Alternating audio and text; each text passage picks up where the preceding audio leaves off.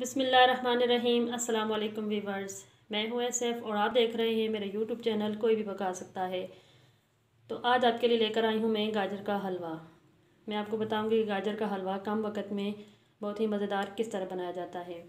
तो वीवर्स, यहाँ पे मैंने ले ली हैं तकरीबन 4 किलो गाजरें। इनको मैंने छील के साफ़ करके बहुत अच्छी तरह धो के रख लिया है। आप गाजरें अपनी मर्ज़ी के मुताबिक कम या ज़्यादा भी ले सकते हैं। तो सबसे पहले हम इन गाजरों को कद्दूकश कर लेंगे। आप चाहें तो उन्हें मशीन के अंदर ग्राइंड भी कर सकते हैं। उससे क्या होगा कि आपकी गाजरें बहुत जल्दी आपका हलवा तैयार हो जाएगा। तो चलते हैं वीवर्स, सबसे पहले हम अपनी गाजरों को कद्दूकश कर लेते हैं। उसके बाद हम नेक्स्ट प्रोसेस शुरू करेंगे। इसी तरह हम सारी गाजरों को कद्दूकश कर लेंगे। तो वीवर्स, हमारी गाजरें हो चुकी हैं कद्दूकश। यहाँ पे मैं आपको बताना चाहूँ कि यहाँ पे मैंने आधी गाजरें कद्दूकश कर ली थी और आधी मैंने ग्राइंड कर ली थी टाइम की कमी की वजह से। अब इन गाजरों के हम रेज़े को डालेंगे एक पतीली में और इन्हें अपने ही पानी में बॉईल कर लेंगे। इनमें और एक्स्ट्रा पानी नहीं डालना क्योंकि गाजरों में ऑलरेडी पानी मौजूद होता है। तो अब हम इन्हें बॉईल कर लेंगे। थोड़ी सी देर में गाजर अपना पानी छोड़ना शुरू कर देंगी।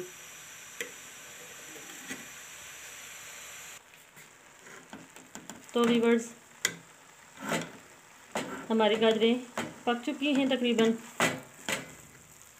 और ये याद रहे कि ये मैंने गाजर के अंदर जो अपना पानी था उसी के अंदर मैंने इनको पकाया है। मैंने इसके अंदर पानी एक्स्ट्रा बिल्कुल भी नहीं डाला।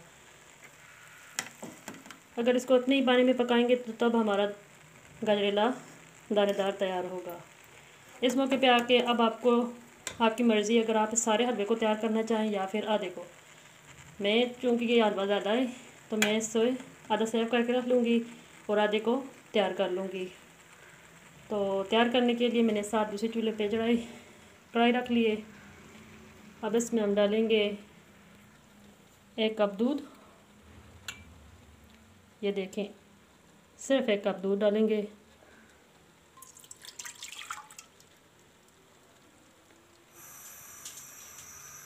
दूध थोड़ा सा गर्म हो जाए तो इसमें हम गजरेला शामिल कर लेंगे।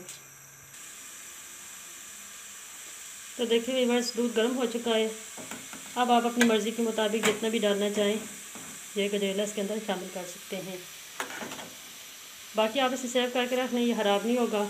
जिस वक्त आपको ज़रूरत हो आप इससे चाशनी बना के उसके अंदर डाल के तैयार कर लें।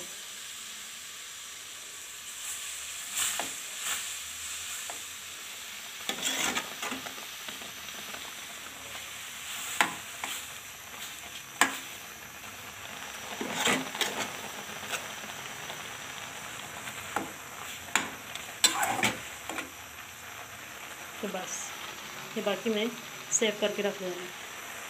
अब हम इसी के तैयार करेंगे। कितना पकाएंगे कि इसका दूध खुश्क हो जाए।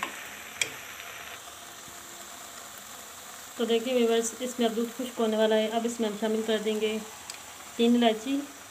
मैंने इनको इस तरह कूट के रख लिया था।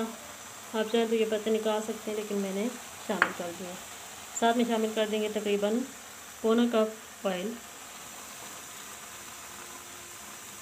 आप कम कर सकते हैं, ज़्यादा कर सकते हैं, जितना आपको बेहतर लगे। और साथ में पौना कप तकरीबन शुगर, चीनी। अब इन्हें हम मिक्स कर लेंगे।